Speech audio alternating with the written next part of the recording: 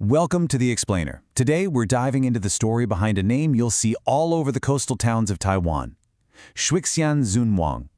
Now, it sounds like a single, powerful sea god, right? But the real story? Oh, it's way more interesting than that. So, when you hear that name, you probably picture one ultimate guardian of the sea. You know, a singular, mighty deity protecting sailors and fishermen. Well, think again, because get this, Shuixian Zunwang isn't one god at all. It's a team. You could almost call them a god-tier boy band, or maybe more accurately, the Avengers for ancient mariners. A supergroup of historical figures assembled to guard sailors on those incredibly dangerous seas. So, who exactly are the members of this elite group? Officially, they're known as the One Deity, Five Kings, and it's a fascinating lineup of legends, each with their own dramatic and very watery backstory.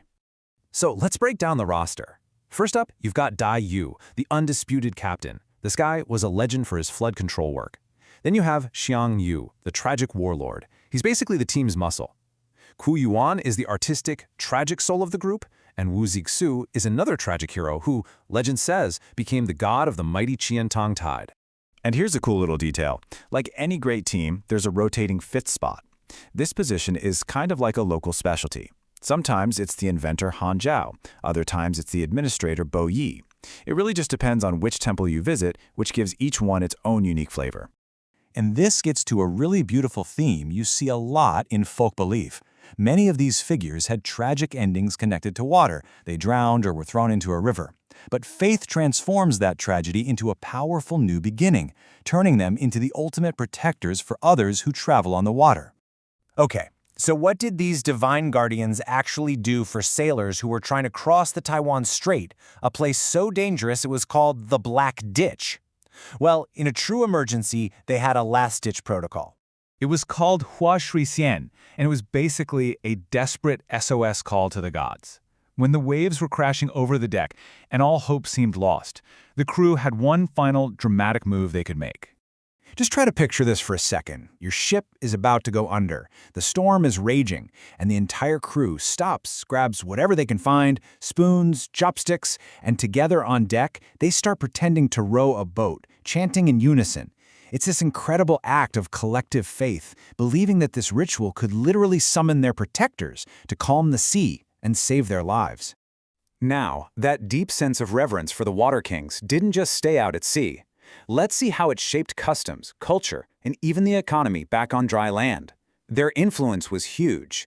Following the right protocol was absolutely essential. Since Ku Yuan is on the team, you had to offer zongzi, those sticky rice dumplings. And there were major taboos, too. For instance, you would never ever flip a fish over on your plate, because that symbolized a boat capsizing. And of course, for the gods of the sea, only the absolute freshest seafood would do.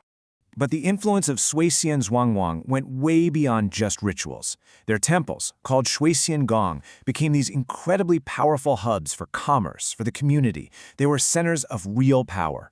And this comparison really shows you what I mean. In Tainan, the Shuixian Gong was basically the Wall Street of its day.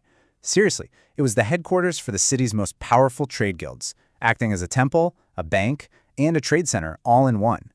Meanwhile, the temple in Pengua, which was a vital stop for sailors, is this beautifully crafted monument that just shows the immense respect people had for the sea. So, you might be thinking, okay, that's all fascinating history, but why does it matter now? I mean, we have GPS, we have satellite weather forecasts, we have gigantic cargo ships. We don't need emergency rowing rituals anymore. Well, it's because these stories of the gods, they aren't really just about surviving storms at sea. They're about the timeless human virtues that we all need to face any kind of storm, in any time period. The legends are basically a blueprint for character traits we still admire. Dai Yu's story, that's about responsibility and finishing what you start. Xiang Yu's story is all about having the courage to face impossible odds. And the loyalty of Ku Yuan and Wu Zixu is a powerful reminder to always uphold your principles. These lessons are just as relevant today as they were hundreds of years ago. So when you really look at it, Shuixian Zunwang represents so much more than just a bunch of myths. This belief system is like a living fossil of maritime history. It carries the stories of struggle, of hope, and of the incredible dangers that the first people faced when they crossed the sea to Taiwan. And that leaves us with one final thought to chew on. In our modern world, with all of our technology and conveniences, What powerful lessons about courage, community, and resilience. Lessons that are hidden in these ancient stories. Might we be in danger of forgetting?